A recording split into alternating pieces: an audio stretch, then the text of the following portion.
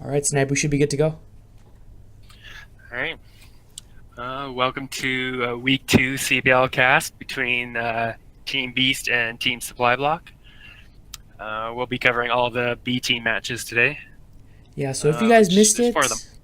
it, earlier this week, Gorgonoth casted the three A-teamer games on his own channel, so go ahead and check that out. We'll try to link that in the CPL Discord for you guys. And also Chess Z and Zookeeper did the A team from the other matches played for week two. So you can check out those as well. Um, well, why don't we get started here in the first match? Sounds I good. believe this one's actually Gorgonoth, who does some casting, and Doc Holliday.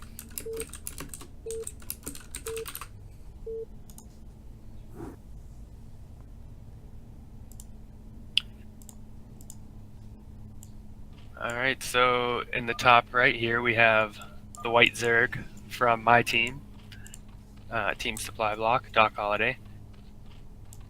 And in the top left we have the Blue Protoss from your team, Gorgonoth. So this should be good, our two teams fighting it out, battling out for a few wins here. See Yeah, how this so goes. I'm pretty excited to cast these games myself because personally I am familiar with, half of these players at least because I've played with most of them. And also because I believe out of the four matches we're going to be seeing today, three of them should be PvZ, which makes me quite happy. Yes, we all know your love for PvZ. I I enjoy the matchup, but I find it hard to play at times, so maybe we'll learn something from these. Looks like there's a bit of chat going on here between the two. Both of them I know do some casting. I mean, Gorgo's already done some casting here for the CPL, and Doc Holliday I know cast with Herbon and some other people. So Got it. So I do want to point out for Gorgo, I do not think his first pylon positioning was ideal. In general, when you're on maps like Fighting Spirit or Circuit Breaker, um, you can put your pylon at the very bottom of the wall and then just stack your forge and gateway on top. And that should work for almost all of the spawns, um, except yeah, for top right and bottom left. But yeah, by being in this position, he opens himself up for Ling run bys. yeah, I agree. Like, because you can see here when he puts the gateway on top of that forge, he's gonna have quite a large area still where lings or whatever can run by. If you have the pylon there, it's a much smaller area you have to defend. So I would have liked to see the pylon maybe where the forge is and the forge on top of it. We'll have to see if that comes into play at all, if that becomes a factor. Looks like we have a very early pool coming out of Doc Holiday, actually, though. Right, so this Uh, actually comes, the wall, the suboptimal wall that we were talking about might come into play now. Um, yes. so this might be an issue for Gorgo. I didn't see when he got his pool, but this may have been a 9 pool or even earlier. Um, he took all the drones off gas, so he's definitely going for speed here. Yeah, so also, I believe these two cannons that Gorgo's morphing should be on time. Something worth pointing out though, I believe Crane in the Twitch chat just pointed out the first week's match or the this week's maps were supposed to be Match Point, Aztec, and Circuit Breaker, but it appears these players pre-play their games and they made the wrong map. Yeah, that's true. They were supposed to start on Match Point, I believe, this week, and then Circuit Breakers, but we can see they played the wrong maps. I guess they both agreed to it, and it already happened. But um, uh, that's a interesting place for a Nexus. I don't know what Gargo's doing here. Did he block his own Nexus with that cannon? Like, what? Why is the Nexus up there?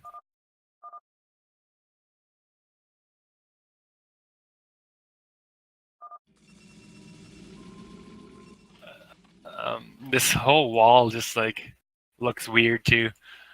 I, I don't know really what his plan is with this or why his Nexus is so far away. What do you think about this shoot?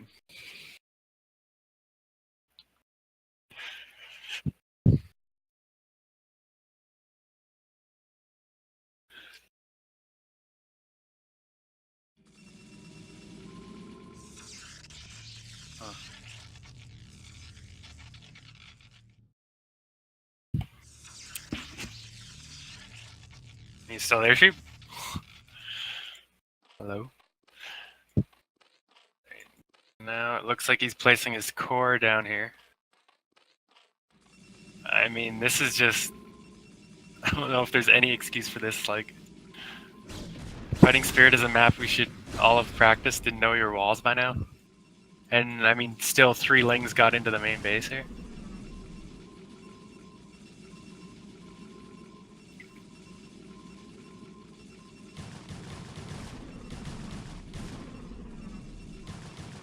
So, I guess Shoop had to turn off his mic or is having an issue with his mic or something, so I'll be going solo for a little bit, but I mean, this Nexus placement is terrible. It's really suboptimal. Just this whole wall in general. It looks like Gorgo really didn't practice much for this match or map. I have seen him play before, so I don't think this is normal or intentional. But I don't know. It's pretty bad. Maybe if they played on the right map. Let's see. Meanwhile, Doc Holiday is just going for some fast mutas here. Hey But Snipe, he's I'm only back. got one guess. Okay. I'm Yeah, back. I had to take care of something in the background for a second, but yeah, it seems like this game, there's a Spire halfway done, and I don't think Gorgo's going to be able to respond in time. It really seems like this all kind of snowballed off putting his pylon in the wrong place. That pylon was in the appropriate spot, so when he saw the 9 pull speed, I think he kind of panicked and he threw down these 2 cannons without really thinking about them. And yeah, that resulted in what you see here, where basically this mining is so inefficient, and yeah, he's really put himself behind. Yeah, I because of don't it.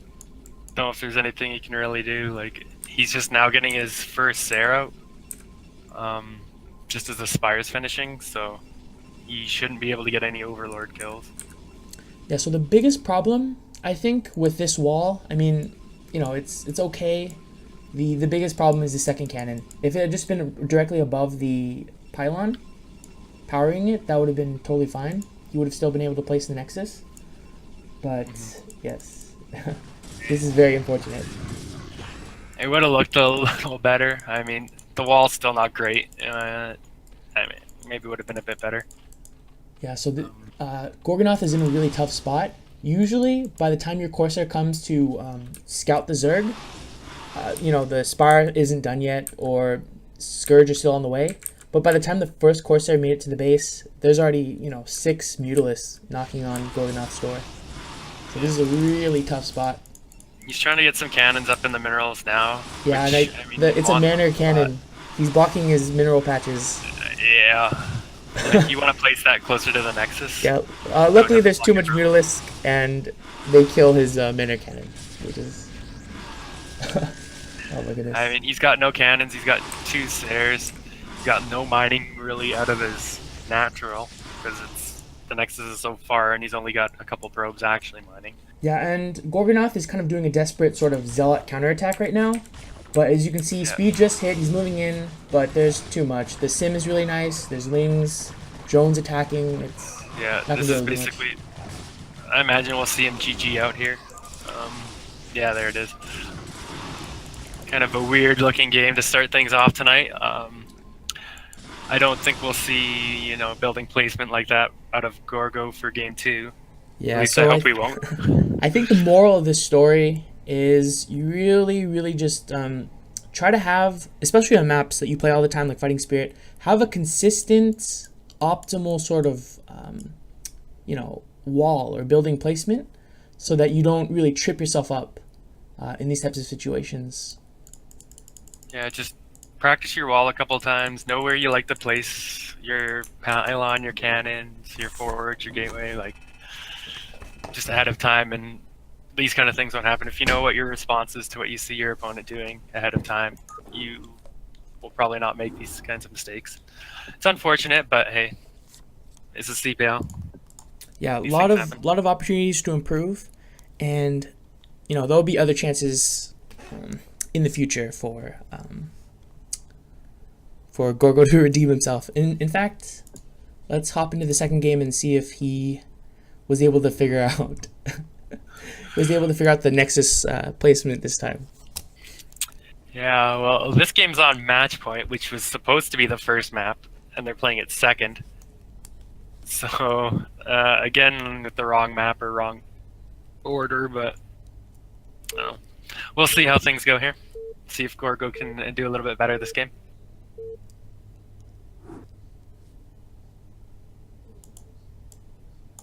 Alright, in the bottom left, up 1-0, we have the Teal Zerg, Doc Holiday.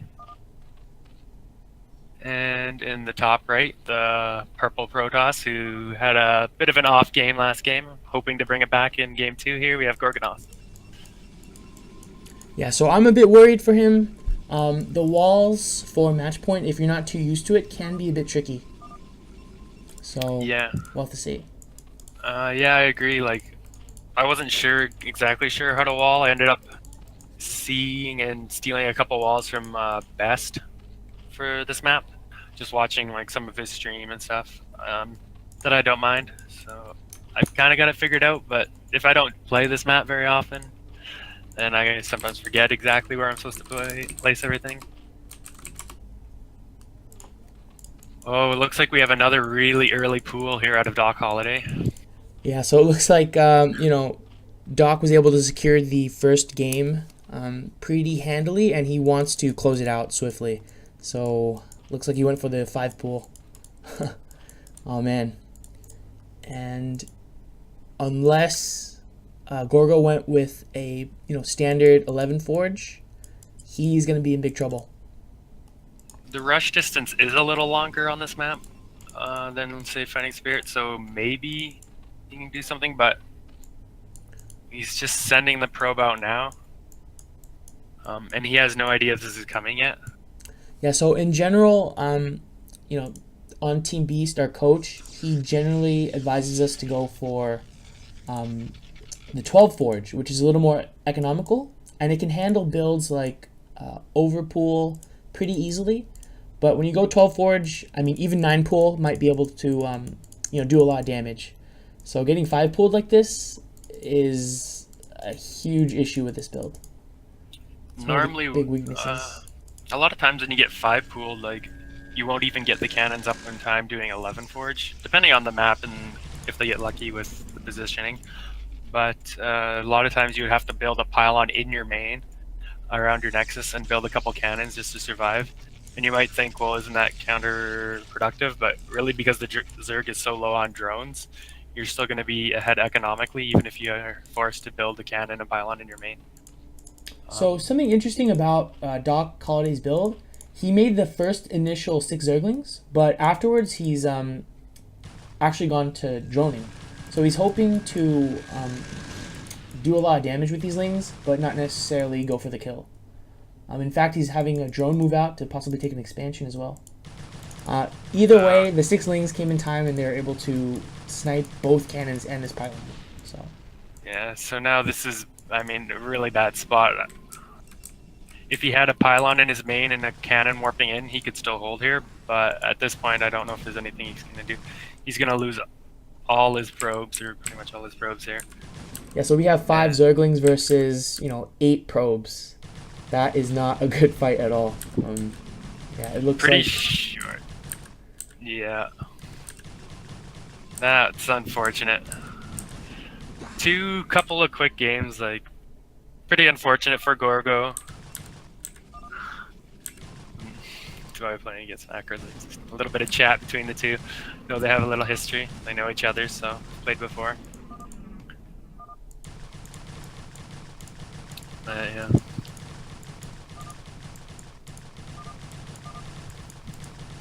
A little unfortunate that both games ended so quickly with early aggressive builds, but just something to be wary of. Like, anything can happen. You got to be prepared for aggressive builds and know the proper response. So there's no guarantee that this would have worked, but something that Gorgonoth could have considered doing is when he had scouted those Zerglings, he could have pulled maybe 4, 5, 6 probes even, and just try his best to kind of surround his cannons and block, slow down the Lings, so that the cannons kind of warp in time and shoot down the Zerglings.